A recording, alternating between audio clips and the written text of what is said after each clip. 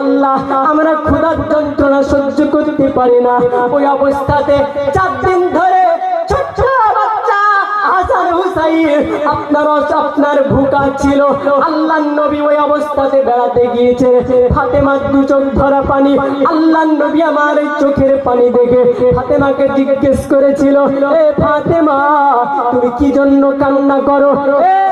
ফাতেমা তুমি কিসের জন্য কান্না করো বলো? ফাতেমা তো জাহরা বলেছিল, ইয়া রাসূলুল্লাহ হাবিবাল্লাহ নবী গো, আপনি হচ্ছেন দো জাহানের বাদশা নবী, আমার জন্য আমি কাঁদি নাই। ইয়া রাসূলুল্লাহ হাবিবাল্লাহ আমার 2টো সন্তান আপনার হাসান হুসাইন 4 দিন ধরে অনাহারে বাড়িতে খাবারে নাই।